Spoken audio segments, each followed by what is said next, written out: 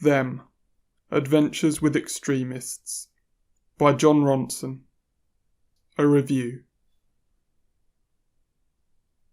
Shady capitalists, corrupt politicians and 12-foot lizards. They're all out there, and they're running our world. At least, that's the contention of many folks on the fringes of society. And, let's be honest, quite a few not on the fringes too. Going back around 20 years, humorous journalist Jon Ronson spent several years tagging along with assorted extremists from a diverse range of backgrounds. What did they all have in common? A belief that our world was run by a hidden elite. Ronson, Jewish liberal and Guardian journalist, may seem an unlikely man to ingratiate himself with Islamic fundamentalists, Ku Klux Klansmen and neo-Nazis, but as the misadventures detailed in Them, published 2001, show, being an extremist is no fun if there isn't an audience. And so Jon finds himself infiltrating owl-burning ceremonies alongside some of the world's most powerful men, driving Osama bin Laden's Man in England, and on the road with Ian Paisley in Africa, all in an attempt to uncover the New World Order who, apparently, run this world from a secret room. Locating and exposing this secret room is a mighty ambition for a picaresque with some of society's marginalised characters, and Ronson chooses to focus his efforts on exposing the shady Bilderberg group, which seems to be the only tangible lead he has to follow. 20 years on from the events in this book, and the Bilderberg group, a secretive annual meeting of top politicians, business people and interested parties, is probably more widely known due to the proliferation of the internet.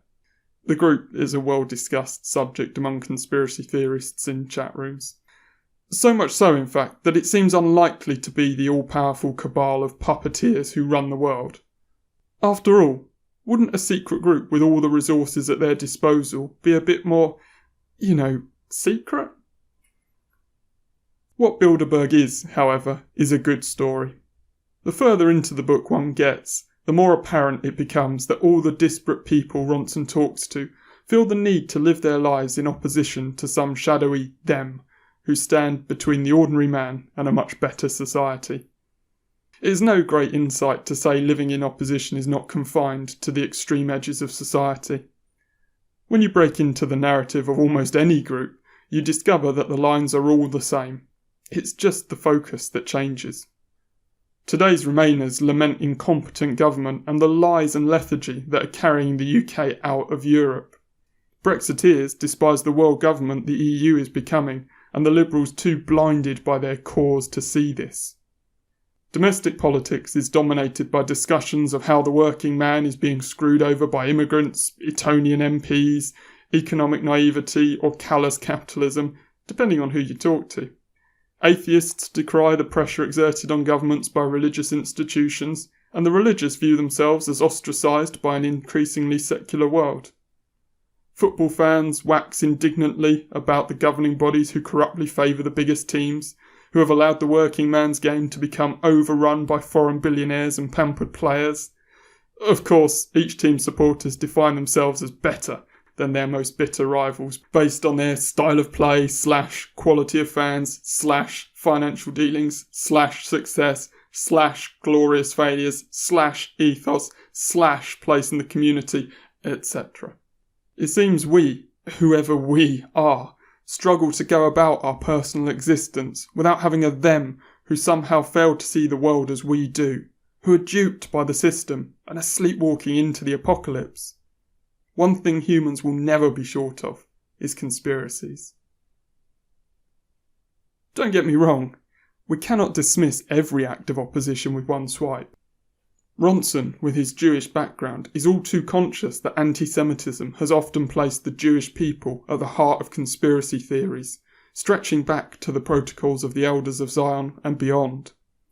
As he meets one caricatured extremist after another, he is very clear to examine his own biases, and also to listen with a fine ear for any code words that might have replaced Jew in the modern narrative of the New World Order. In his time with David Icke, Ronson reports the fallout from various groups decrying Icke as anti-Semitic, and of using 12-foot lizards as a code word for Jews. The book isn't weighed down with this self-awareness, however. If anything, it takes itself and its characters more lightly than you'd expect. Had it been published after the 11th of September 2001, I'm not sure Ronson would have been allowed to keep the tone as light, but really, lightness is what is needed here. Ronson is great at puncturing the extreme views held by his subjects and of the media who demonise these extremists themselves. I particularly enjoyed the chapters with Omar Bakri Mohammed, a semi-detached Ayatollah, who seems to be the Del Boy of Islamic fundamentalism in London. These chapters feel more like farce than anything, but there is a more serious issue at play when Ronson examines the disparity between the media's portrayal of these fringe members of society and their reality. The siege at Ruby Ridge in 1992, which saw 2 members of a family gunned down by US federal marshals, is a perfect example of what can happen if the rhetoric around groups who choose to live on the fringes of society is inflammatory. The Weaver family were seen as white supremacists, and all that goes with that, by the mainstream. And so when the state staked out their home in the hope of bringing Randy Weaver, the father, in on a firearms charge, or more specifically, failing to show at a trial for said charge, using deadly force was, presumably, not seen as disproportionate. The incident is a founding moment in the American militia movement.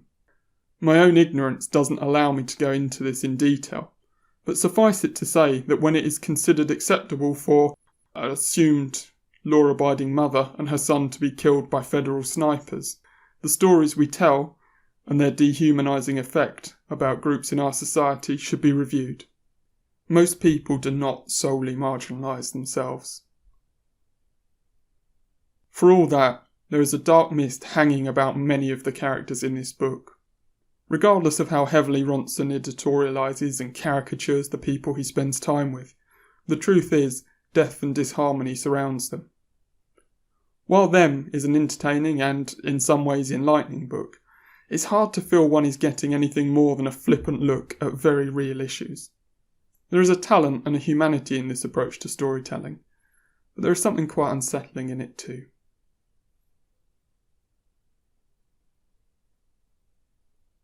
This review and reading are copyright Matthew Selwyn.